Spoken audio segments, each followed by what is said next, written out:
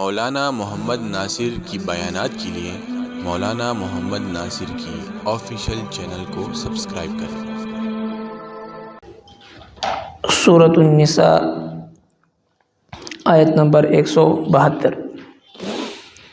اعوذ باللہ من الشیطان الرجیم، بسم اللہ الرحمن الرحیم۔ لن يستنكف المسيح أن يكون عبدا لله ولا الملائكة المقربون ومن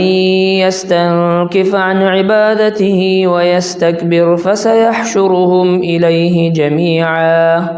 فأما الذين آمنوا وعملوا الصالحات فيوفيهم أجورهم ويزيدهم من فضله وأما الذين استنكفوا واستكبروا فيعذبهم عذابا أليما ولا يجدون لهم من دون الله وليا ولا نصيرا۔ صدق اللہ العظیم۔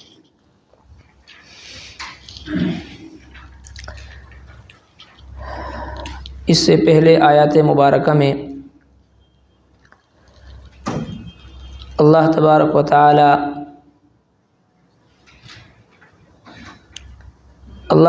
تعالی نے اہل کتاب یہود و نصارہ دونوں کا ذکر فرمایا،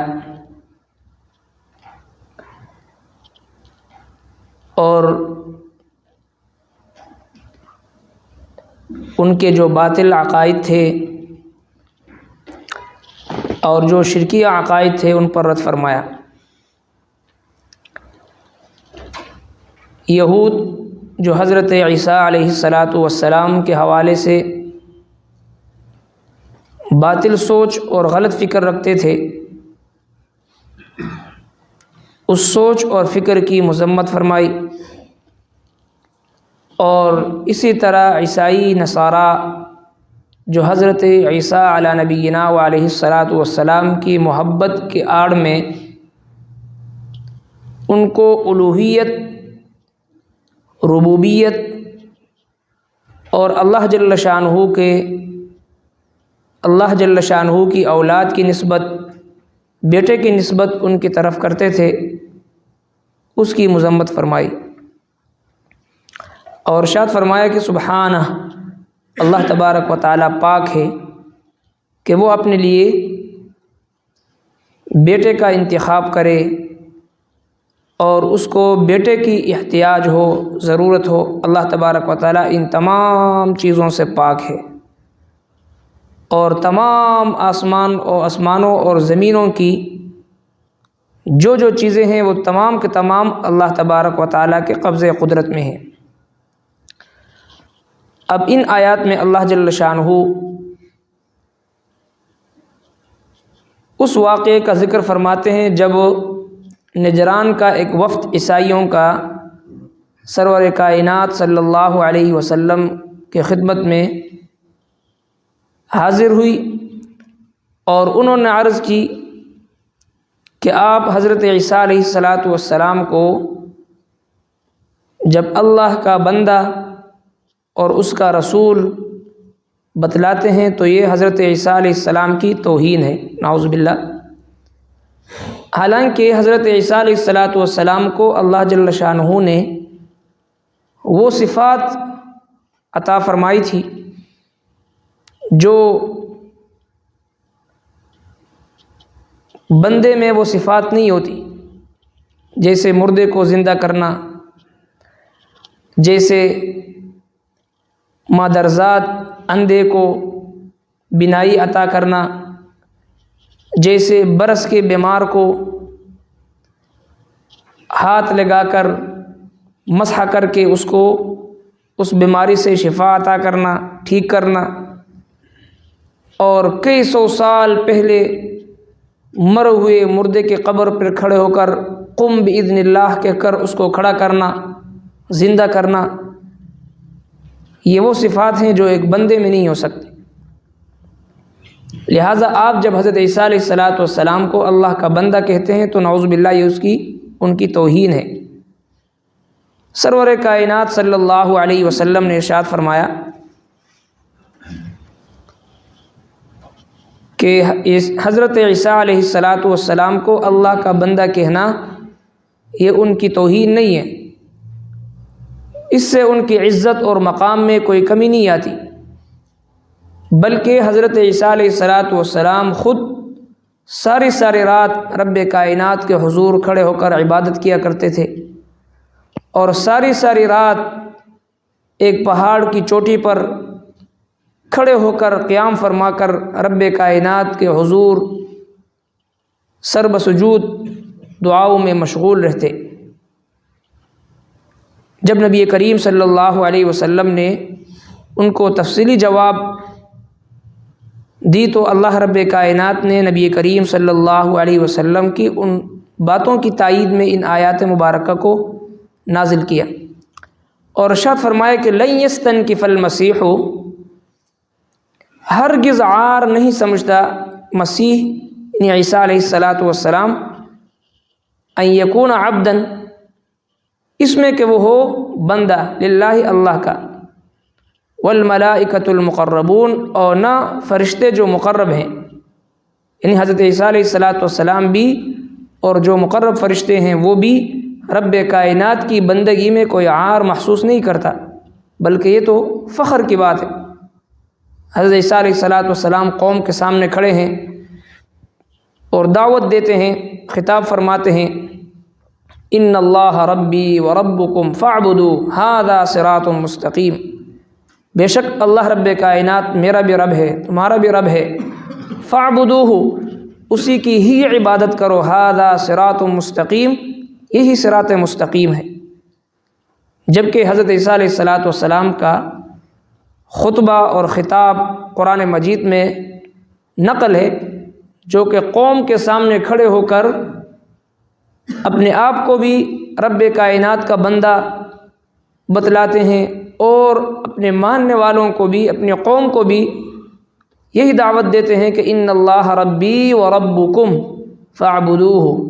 بے شک اللہ جل شانہ میرا بھی رب ہے اور تمہارا بھی رب ہے، فاعبدوہ بس اسی کی ہی عبادت کرو، ھذا صراط مستقیم یہی صراط مستقیم ہے۔ جب حضرت عیسیٰ علیہ السلام قوم کو اللہ رب کائنات کی عبادت کے لیے بلاتے ہیں، ان کو دعوت دیتے ہیں، تو یہ کس طرح ہو سکتا ہے کہ وہ اپنے لیے بندگی میں عار محسوس کریں؟ اور جس طرح حضرت عیسیٰ علیہ السلام اللہ رب کائنات کی بندگی پر فخر محسوس کرتے ہیں، اسی طرح جو ملائک مقرب ہیں، مقربین ہیں، فرشتے ہیں، حضرت جبرائیل، حضرت میکائیل، حضرت اسرافیل، حضرت عزرائیل علیہم السلام،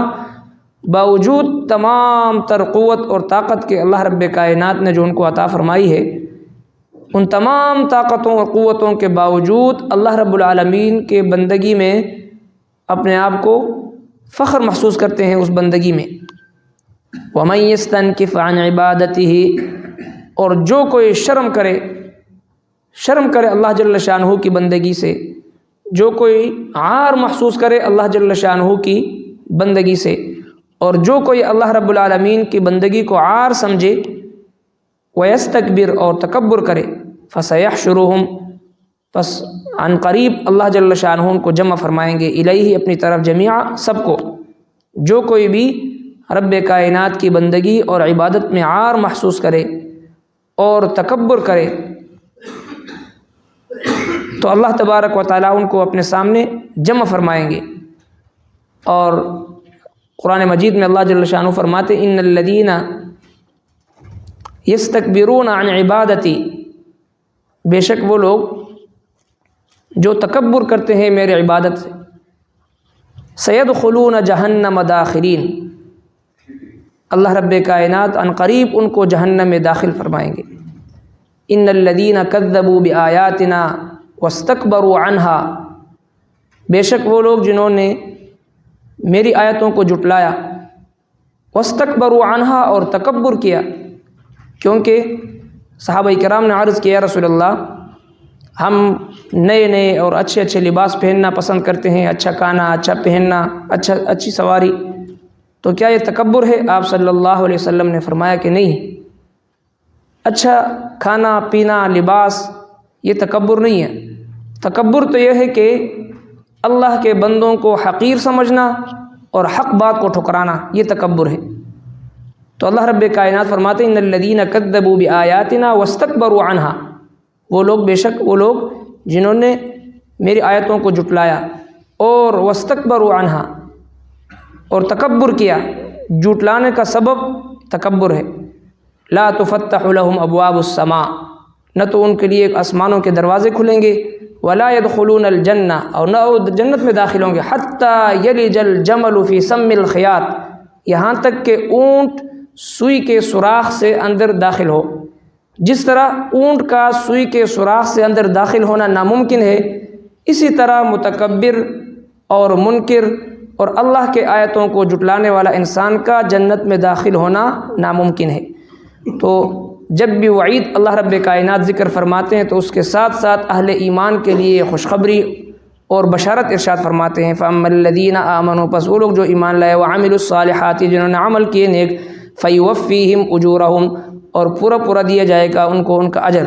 وَيَزِيدُهُمْ مِنْ فَضْلِهِ، اور زیادہ دیں گے اللہ جل شانہ اپنے فضل سے۔ رب کائنات کا یہ قانون ہے، مَنْ جَاءَ بِالْحَسَنَةِ فَلَهُ عَشْرُ أَمْثَالِهَا، جو ایک نیکی لے کر آئے رب کائنات 10 گنا زیادہ کر کے اس کا اجر دیتے ہیں۔ جب کوئی ایک گناہ کرے، ایک گناہ کا وبال، ایک سزا اور عذاب اور وعید کی شکل میں جب کوئی بندہ ایک نیکی لے کر آئے تو اللہ جل شانہ اس کو فَلَهُ عَشْرُ أَمْثَالِهَا، 10 گنا بڑھا کے اللہ جل شانہ دیتے ہیں۔ وَيَزِيدُهُمْ مِنْ فَضْلِ، اور زیادہ دیں گے اس کو اپنے فضل سے۔ وَأَمَّا الَّذِينَ اسْتَنْكَفُوا، لیکن جو لوگ